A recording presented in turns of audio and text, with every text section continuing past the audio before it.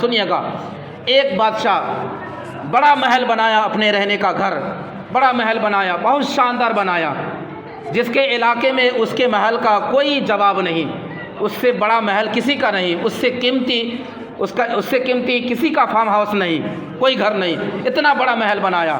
معزز ذرا سنیے گا، تو اتنا غرور اور گھمنڈ میں رہنے والا بادشاہ اس کی گھر کی طرف کوئی نظر اٹھا کے بھی دیکھتا تو اس کو سزا دیتا، اس کے گھر کی طرف، اس کے محل کی طرف کوئی گھر اٹھا کے دیکھتا تو اسے سزا دیتا، یہاں تک کہ بہت سارے لوگوں کو قتل بھی کر دیا، مار بھی ڈالا، ہے نا۔ اسی طرح کئی سال گزر گئے، غرور اور تکبر میں رہا، غرور اور تکبر میں رہا۔ ایک دن، بہت سالوں کے بعد ایک دن انسانی نیک صالح پرہیزگار شخص کے روپ میں ملک الموت آتا ہے، بولے سبحان اللہ، ملک الموت آتا ہے، اللہ اکبر۔ اس سے پہلے ایک نوجوان نیک پرہیزگار عالم اس بادشاہ سے کہتا ہے کہ اے ظالم اور جابر بادشاہ، بہت بڑا گناہ کر رہے ہو، یہ گناہ چھوڑ دو اور اپنے ظلم سے رک جاؤ، باز آ جاؤ، ہے نا۔ تمہاری گھر کی طرف کوئی بھی نظر اٹھاتا اسے سزا دیتے ہو، اسے قتل کر دیتے ہو، اسے مار دیتے ہو اپنے سپاہی کے ذریعے سے، یہ بہت بڑا گناہ کر رہے ہو، اسے چھوڑ دو اور اپنے گناہ سے توبہ کرو ورنہ بہت برا حال ہوگا۔ لیکن اس نے اس نیک پرہیزگار متقی کی بات نہیں مانی، بادشاہ نے اس نیک پرہیزگار متقی کی بات نہیں مانی۔ بہت دنوں کے بعد ملک الموت ایک نوجوان شخص کی شکل میں، ہے نا، اس کے ارد گرد گھومنے لگا ملک الموت ایک نوجوان پرہیزگار نیککار بڑے شریف آدمی کی شکل میں گھومنے لگا۔ تو بادشاہ کہہ رہا ہے کہ یہ آدمی کئی دنوں سے لگ رہا ہے یہ پاگل ہے، یا پھر کوئی ناسمجھ ہے، کوئی نادان ہے، یا پھر اسے معلوم نہیں ہے کہ بادشاہ کے گھر کی طرف کوئی نظر اٹھا کے دیکھتا ہے تو اسے سزا دیتا ہے، اسے مار دیتا ہے، اسے معلوم نہیں ہے۔ تو جا اسے ذرا سمجھا کہ یار یہ ارد گرد ہمارے نہ گھومے، اسے دیکھ کر کے مجھے ذرا دیا آ رہا ہے تو اسے بھگا دے ورنہ یہ بھی مارا جائے گا۔ بادشاہ کہتا اپنے سپاہی سے، سپاہی گئے سمجھانے کے لیے ملک الموت کو، تو ملک الموت ارد گرد گھومنے لگا، تو ملک الموت پر بادشاہ کے سپاہی حملہ کرنا چاہا، تو ملک الموت انسانی شکل میں تھا، ہے نا۔ جب حملہ کرنا چاہا تو ملک الموت ہی نے اس کے سپاہی کو مار دیے۔ اسی طرح سے کئی سپاہی مارے گئے اور کئی سپاہیوں کی ملک الموت نے روح قبض کر لی۔ آخر میں جب بہت سپاہیوں کو مار دیا گیا تو آخر میں بادشاہ خود تلوار لے کر نکلتا ہے۔ وہ تو سوچتا ہے کہ یہ کوئی آدمی ہے، کوئی اجنبی آدمی معلوم ہوتا ہے، حالانکہ وہ ملک الموت ہے، موت کا فرشتہ ہے۔ تو بادشاہ خود تلوار لے کر نکلتا ہے اور کہتا ہے کہ تم ہمارے بہت سپاہیوں کو مار چکے ہو، تم نہیں جانتے میری طاقت کا اندازہ کیا ہے، میری طاقت کا اندازہ نہیں ہے تمہیں، ہے نا۔ میں تمہیں مار ڈالوں گا، تم یہاں سے چلے جاؤ، تم مجھے پریشان کر رہے ہو۔ اسی طرح حملہ کیا ملک الموت نے۔ آخرکار ملک الموت کہنے لگا تمہیں معلوم ہے میں کون ہوں؟ تو ملک موت نے کہا کہ میں موت کا فرشتہ ہوں، بولے سبحان اللہ۔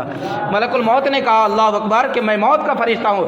اتنا سننا تھا، سنتے ہی بادشاہ کے جسم کانپنے لگا، تلوار ہاتھ سے گر گئی اور زمین جو ہے نا اس کے پاؤں کے تلے سے گھسک گیا اور کانپنے لگا، پسینہ آ گیا بدن کا۔ موت کا فرشتہ، تو آج اللہ کی طرف سے حکم ہو گیا میں تمہارے روح کو قبض کر لوں گا، تمہاری جان قبض کر لوں گا۔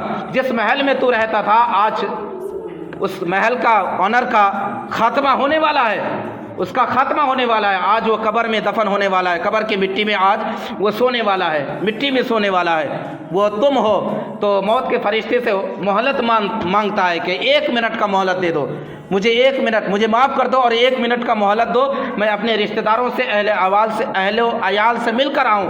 تو موت کا فرشتہ کہتا ہے 1 منٹ کا بھی مہلت نہیں ہے، تمہیں 1 منٹ کا بھی مہلت نہیں دیا جائے گا۔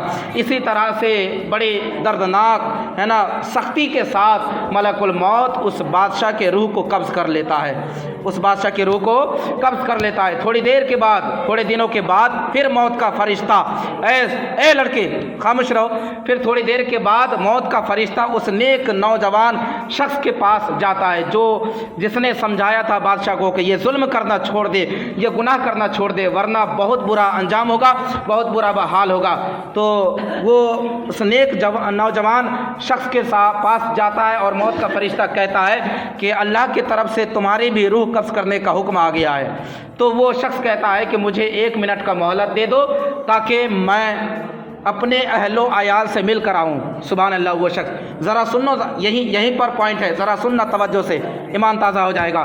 تو وہ نیک بندہ کہتا ہے کہ مجھے 1 منٹ کا مہلت دیں. تو موت کا فرشتہ کہتا ہے میرے پاس 1 منٹ کا بھی مہلت نہیں ہے کہ میں تمہیں مہلت دوں. تمہاری موت کا حکم آ چکا ہے، تمہاری روح میں قبض کر لوں گا. موت کا فرشتہ کہتا ہے. اتنے میں اللہ کی طرف سے وحی آتی ہے، اللہ تعالیٰ کی طرف سے غیب سے ندا آتی ہے، آواز آتی ہے، اور آواز یہ آتی ہے ملک الموت کی طرف کہ اے ملک الموت کا فرشتہ، اے میرا فرشتہ رک جا. وہ 1 منٹ کی مہلت مانتا ہے، اسے دے دو، یہ میرا نیک بندہ ہے. بولے سبحان اللہ. ہے نا؟ اگر وہ 1 منٹ کی مہلت مانگتا ہے تو اسے دے دو، وہ میرا نیک بندہ ہے. سبحان اللہ. دیکھیں، غور کریں، اللہ تبارک و تعالی کتنا مہربان ہے اپنے بندوں پر. نیک کام کریں تو موت کا وقت بھی بدل سکتا ہے، عمریں لمبی ہو سکتی ہے، عمر میں برکت ہو سکتی ہے اگر نیک بندہ ہو. اللہ فرماتا ہے کہ اے میرا فرشتہ، یہ میرا نیک بندہ ہے، اسے یہ 1 منٹ کی مہلت مانگتا ہے، اسے دے دو، اسے اپنے گھر سے ملنے جانے دو، وہ گھر سے مل کر آئے. تھوڑے دیر قدم آگے چلا ہی تھا کہ دل میں خیال آیا کہ ابھی میں گھر جاؤں گا، اپنے رشتہ داروں سے ملوں گا، نہ جانے کون سا ایسا برا کام مجھ سے ہو جائے جس کام کی وجہ سے اللہ ناراض ہو جائے. پیچھے لوٹا واپس، موت کے فرشتے سے کہتا ہے کہ اے فرشتے، ابھی کے ابھی تو میرا روح قبض کر لے، کہیں ایسا نہ ہو میں گھر جاؤں اور کون سا ایسا کام ہو جائے جس کام کی وجہ سے اللہ ناراض ہو جائے. پھر اللہ کی طرف سے حکم ہوتا ہے کہ اس کی روح قبض کر لے جائے، پھر اس کی روح قبض ہو جاتی ہے. اس واقعے سے ہمیں یہ سبق ملتا ہے کہ موت کب کس کی آ جائے کوئی نہیں جانتا. اس سے پہلے ہمیں گناہ چھوڑنا ہے اور نیک کام کرنا ہے. وما علینا الا البلاغ. السلام علیکم.